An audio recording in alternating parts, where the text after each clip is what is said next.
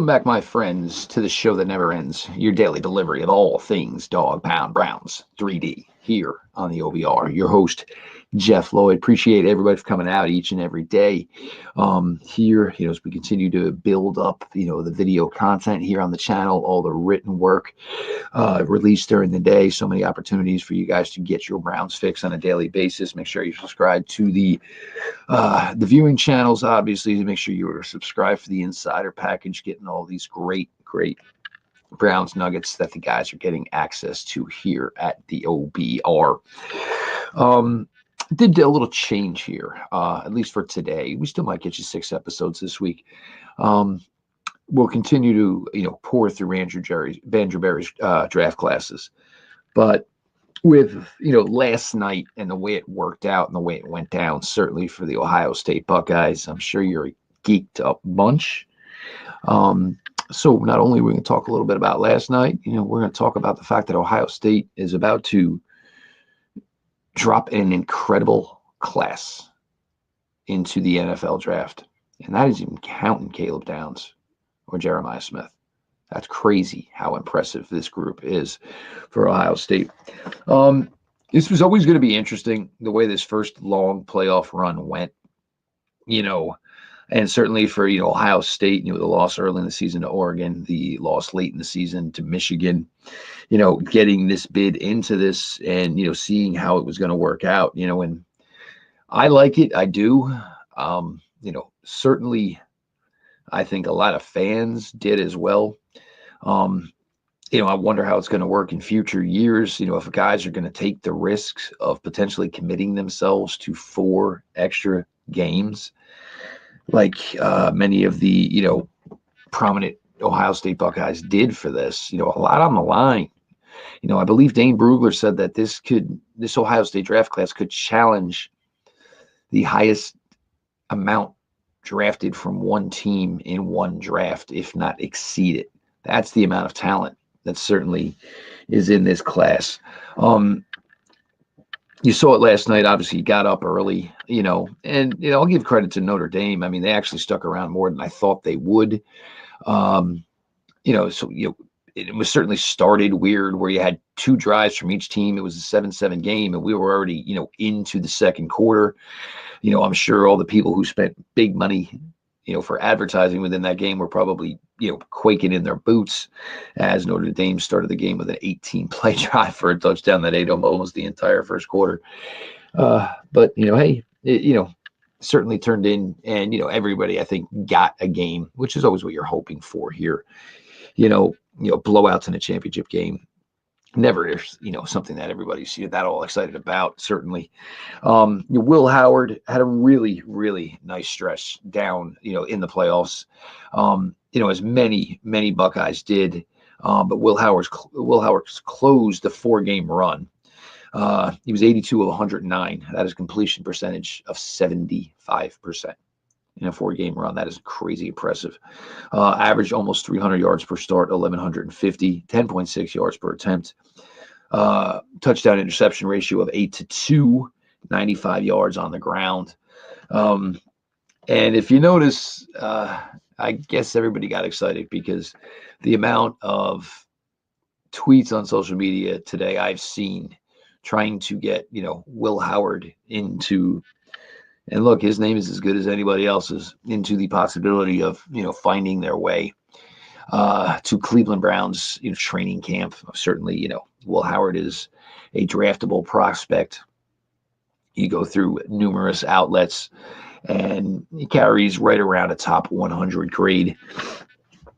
Whether or not that is inflated, and, I'm not trying to rain on anybody's parade here because it was certainly a magical night for the boys from Columbus. And this is something I have talked about in weeks past. Again, when you have a shallow class in a certain positional group, the automatic tendency is that some guys are going to go higher than they should. Happens all the time. It's not necessarily the right thing to do, not necessarily the wrong thing to do.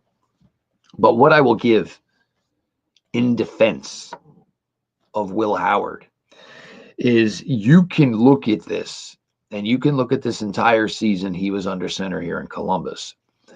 And you can really easily see that he can play with NFL talent. Can he play with NFL talent within the NFL? That's certainly the ultimate question, that Will Howard will face in the years to come. But when you have two running backs and Judkins and Henderson and wide receivers like Smith and Becca, and, behind an offensive line, and, I would certainly want to give credit to Donovan Jackson taking over here in this playoff run, going from left guard to left tackle. Now, there's always a big, phrase that everybody loves to use, with draft season, and it's, so-and-so made themselves some money. And in a lot of cases, it's true. And in some cases, maybe it's not necessarily as true. You go to the Senior Bowl, you show really well, you probably made yourself some money. Somebody goes to the combine and tests really well. I don't know if they necessarily made themselves some money. Everybody kind of knows what your testing numbers are going to be. So, did you make yourself some money, or did you confirm what everybody was hoping to see from you? Making yourself some money is what Donovan Jackson did these last 4 weeks. You go from left guard to left tackle, and you just put up a dominant performance. Flat out dominant. There's no way around it. For 4 weeks. Played about as clean as a left tackle position as somebody can play. Now, here's a guy, and they say the arms are going to measure at around 34 inches or plus, which puts you right into left tackle conversation without a question. Certainly filled in for Simmons. And we'll see how his works for Simmons here. It's always difficult to be during this position during injury. And that was vital for this team in the playoffs, Jackson's play. It certainly evident in, the passing game and the effort that Will Howard was able to play with. When you were not the starting left tackle, obviously they are looking to gun for you as any defense is looking to gum right at you. And, whatever game it was, Donovan Jackson proved that he was up to the task. And it was a really, really crazy, impressive run for a guy who necessarily wasn't even supposed to be over there. And now is going to have many people, when he's being evaluated, view him as a left tackle. He may end up at guard in the NFL, and that's fine. But, if there's an opportunity, you can get drafted higher because there's teams that think that you can be a left tackle in the NFL.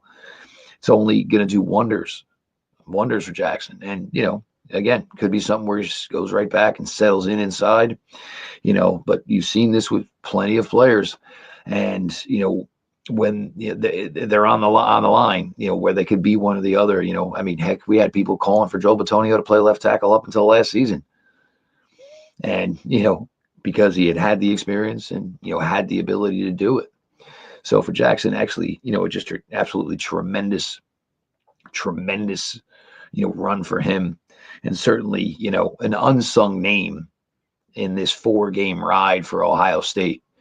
But if his play was not what it was out there, it certainly could have made things a lot more difficult for Ohio State here, trying to get back to this first collegiate title in a decade.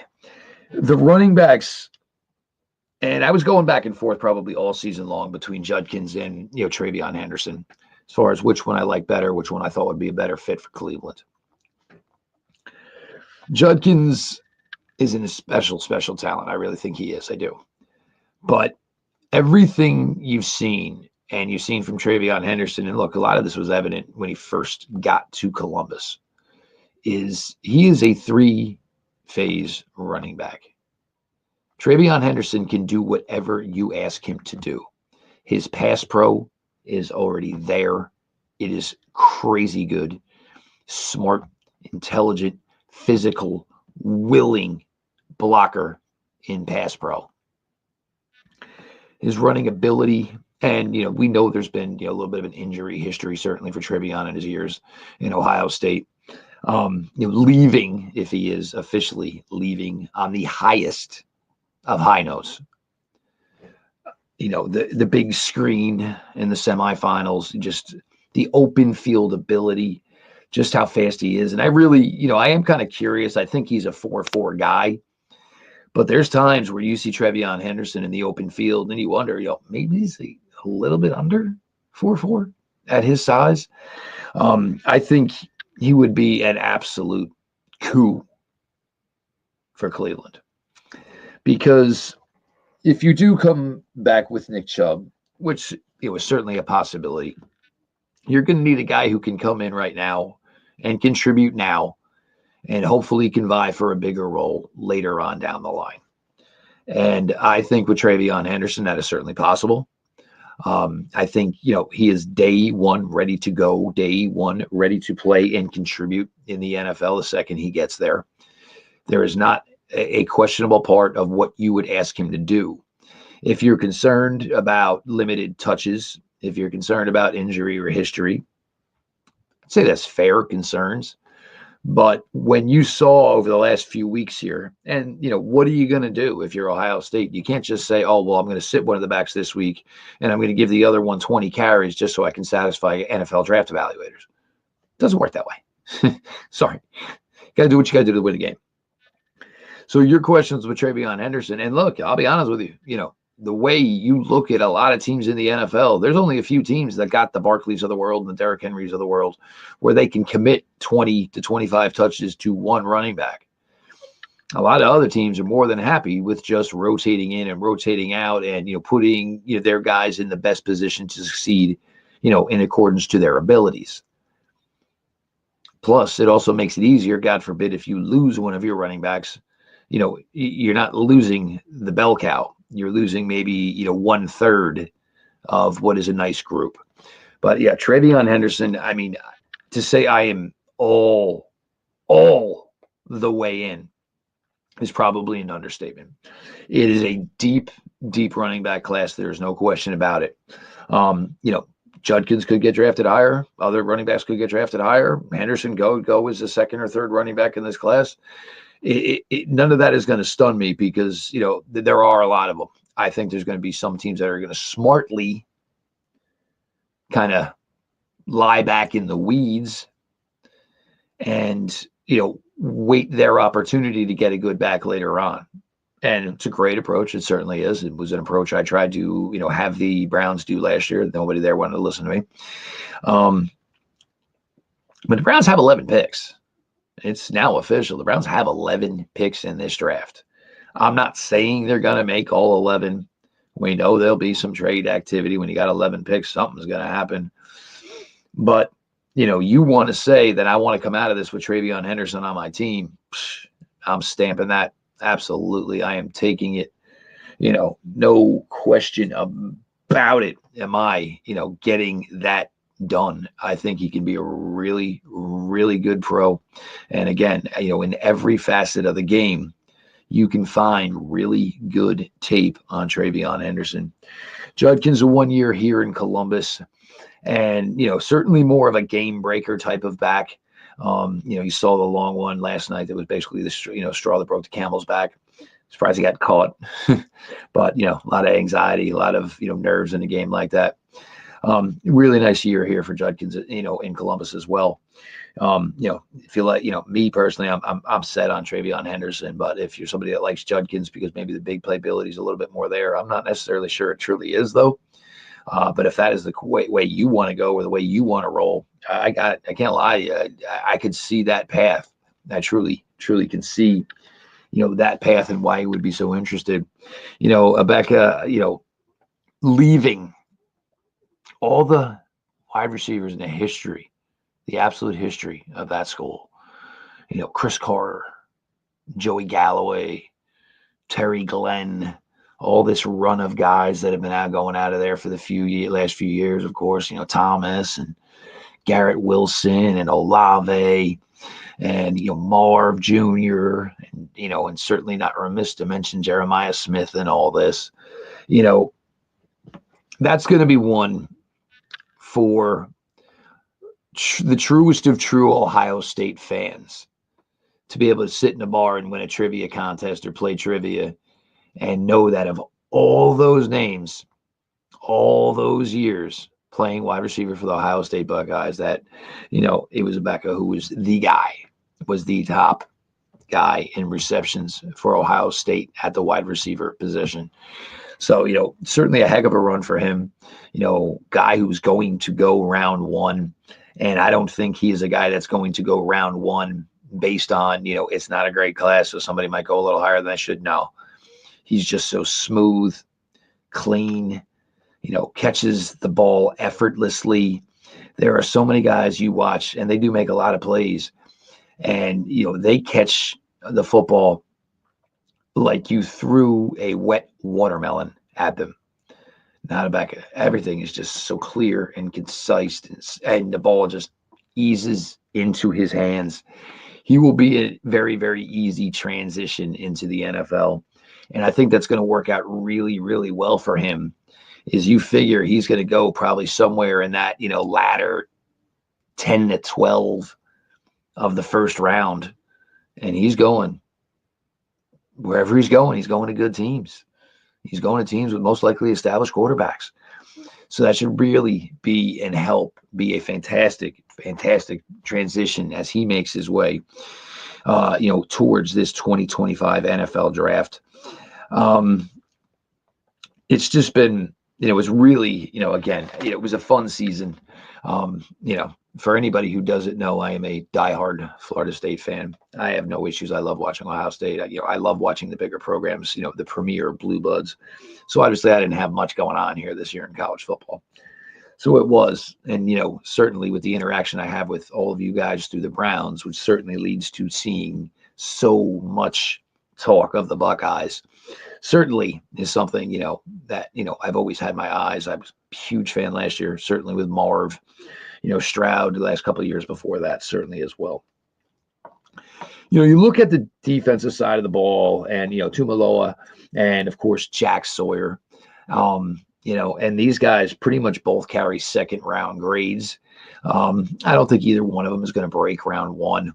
And I think the two of them play well off of each other, because, it's like almost when one of them, is gassed and can't get it done on a certain play, the other one kind of does, regardless of last night's game. I think what everybody's going to remember from an Ohio State perspective throughout this playoff run is certainly going to be Jack Sawyer's scoop and score. His written piece that came out a couple days before the game, it was just incredible. And, him talking about, he and so many other guys made the decision to come back this year because they truly felt there was unfinished business. And even doing that and, not knowing so much about Will Howard or ever walked between the lines with Will Howard. And yet so many guys were still ready to commit. Certainly just, the whole story and, about his upbringing and, how, this is something.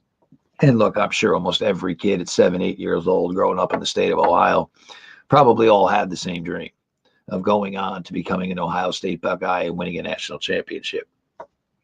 We all reach our expectations and limitations in life. But Jack Sawyer, that was something he got to ride that wave, obviously throughout the entirety of his, college career. And, now we'll look to a very promising NFL career. Certainly could be a starter in the league. But now you see so many teams trying to get those 3 edge rushers because you want to be able to rotate these guys in and out and try to keep everybody as fresh as possible. So you're getting maximum performance and maximum production out of your edge rushers. JT is a guy that I've kind of liked from 2 years ago and just always was impressed with the way he did things. Always was impressed with the way he handled his personal, business on the field. I love the fact that when he is not getting pressure, and this was certainly true of Jack Sawyer as well, this shows good coaching. Is these guys, when you're not going to get home, you are still trying to disrupt the passing lane. Just because you're not getting home means you're not out of the play. And that was really something that was impressive from both of these guys throughout this playoff run. I believe combined, for double-digit PBUs, pass breakups in this playoff run. Just an incredible effort from the two leaders, certainly of many leaders on this team, but the two leaders of that defensive line. Just an incredible effort, an incredible performance from these guys as they just, closed out what was an incredible career. And everything that they came back for, they got and they achieved. So incredible for both of those guys. And, I'd say both are probably going round 2. There could be an edge run. You never know. There might not be one which could affect them. Both of these guys are going top 75, if not absolutely higher in this class. Defensive tackle. Now, this was also an impressive run, and he's had a nice career there. Tyleik Williams, certainly a name that a lot of people like here. Some people like him with a first-round expectation. Again, it's tough, when you get a ranking in that 20s, on these big boards. Yeah, you could be a first rounder. You could be, a teen. Guy goes in the teens, guy goes in the 20s, or a guy that finds out maybe you don't go till, 40. But, Williams certainly another part of it, just absolutely incredible, defensive line. Denzel Burke and Igbenasson, very good corners, guys that are probably in the top 75 range as well. It certainly does not hurt their draft stock in any way whatsoever, that they were part of such a, great unit, Ohio State. And this was the thing with all these guys coming back and all these good players. So many scouts were coming out. So many NFL personnel were coming out. And, there was, a couple of teams that, I know they actually added a couple extra people to go with to see Ohio State play this year. And it was just due to the fact, the amount of talent that was there. When you say you can have a team put 15, 16, 17 players into an NFL draft, yes, you're going to watch it on tape, but you kind of want to get there and, you want to watch warm-ups and you want to see how guys handle their business. And certainly, you're getting a great eye on the game. Well, you can't watch every single player. There's just no way to do it. And that's truly what they trotted out there this year. And then, of course, you roll on over to the safety position. And certainly, a lot going on there as well. Lathan, Ransom, nice career. Caleb Dow, certainly the headliner there, but Lathan Ransom. And if you remember, it was a couple of years ago, it was McAllister and it was, Browns took both. It was Tanner McAllister, certainly. And, certainly the other safety here currently with the Browns, that, just didn't get drafted. And, at the time, it was, nobody knew, what exactly the reasoning was, but, certainly, gone on to great success here for 2 years at this point with the Cleveland Browns. It's just these schools, Ohio State, certainly one of them, and, Bama certainly down a little bit this year. And with what NIL can do, you get some schools that can get themselves to, a spot to at least contend. But with Ohio State pounding out a national championship, it really is just going to line up more people to be willing to invest in the product. And it shouldn't change. The Jeremiah Smiths, the Caleb Downses, Judkins obviously came up.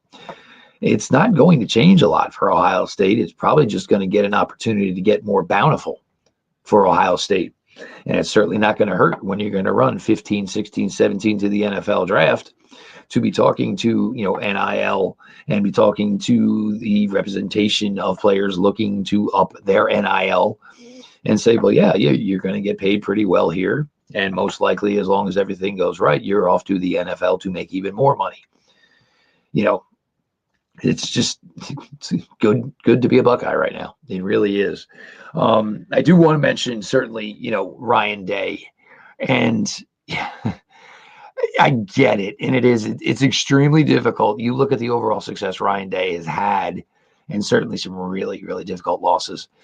It is certainly hard to be a coach at Ohio State or Michigan and not beat the other for as long as Ryan Day has not beaten Michigan. It's really hard to keep your job.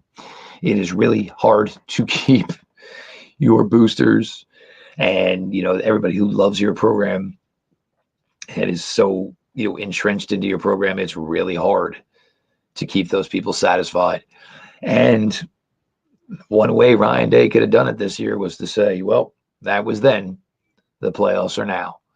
And his team, as distraught and as bad as things looked walking off that field and the way it went down, certainly after the Michigan loss, to see where this team went and to see how this team performed over this 4-game stretch here in the playoffs, bring home certainly the natty to Columbus. Just absolutely just a fantastic job by the entire program. Now, the reason I wanted to bring this all up, is Cleveland Browns have certainly been active in the Ohio State market. Ronnie Hickman, who I mentioned earlier, forgot to actually drop the name. Ronnie Hickman, certainly Big Mike last year, and hope Mike is recovering. DeJuan Jones, recovering from injury as well. And just a little tip, and I think it was Jared Mueller who put it out, and I know this has been talked about, is I think the Browns think they have pretty high hopes for DeJuan Jones. And I'm not saying they're not going to be competition, but I think the Browns think as long as everything goes okay with the recovery for DeJuan Jones, the Browns are, going to look forward to giving DeJuan Jones every opportunity to be the starting left tackle for this team in 2025.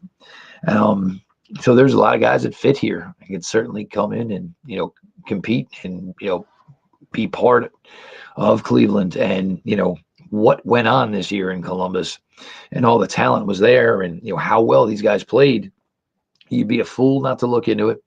You'd be a fool not to want to bring them all in, and be a fool not to get these guys on the field for your team. So, this program, and, a lot of people had high expectations, and, the Oregon loss was tough, but I think a lot of people were trying to, it was okay to give, Ohio State the pass, in, certainly traveling to Oregon, losing that game. I think people really had doubts and concerns, certainly after the Michigan loss, and they just kind of regrouped, got themselves back focused, and everybody just kind of looked at each other and kind of reminded each other what exactly this whole year was supposed to be about in Columbus. And it just absolutely, just came together for them. And, great run again, first time in that's a decade now since that, fateful night where Ezekiel Elliott was just running loose in the Alabama secondary to never be caught or heard from again from an Alabama defender. But Ohio State is going to put out a really, really great product to this 2025 NFL draft. We'll get certainly, the official of it all as we're waiting on the final Notre Dame names and the final Ohio State games. I do believe those names are supposed to be official to the league and out for public information by Thursday, as these kids get a little bit more time to, just kind of reflect on how this all worked and whether or not they want to, jump in to the 2025 NFL draft or, portal or return to their respective schools for 2025. But again, congratulations to the Ohio State Buckeyes and to all their fans and all the young men, on that team and on that roster who just, sacrificed, worked, and battled some, difficult times this year. And, in a season like this, a team, and individuals and certainly young men, we're talking, some 18, 19, 20, 21 years old, you learn so much about yourself. You learn so much about life. You learn so much about, what you put into things and, effort and, how being the best that you can be and giving the best that you have can and should be rewarded. And that is certainly the case for, the Ohio State team. We're going to continue here throughout the week. We're going to get back certainly to evaluating Andrew Berry's draft classes. But, when I saw that mention from Dane Brugler about, the amount of Buckeyes that will be going essentially from that national championship game to most likely being drafted, and I saw that number he put up there, and it was just a staggering number. And then I started going through the roster even deeper, and it was just like, wow, that is, because, it is a tremendously large amount of talent that will be headed to the NFL draft, certainly from this 2024 Ohio State Buckeye football team that ended up raising it all as the national champions in college football. I am Jeff Lloyd. I appreciate you all. Make sure you're subscribing to the Locked On Browns YouTube channel. Make sure you're signing up for that insider package over at the OBR, getting yourself all the great content you can. This has been your daily delivery of all things Dog Pound. Browns 3D, now on the OBR, and we will chat with you all tomorrow.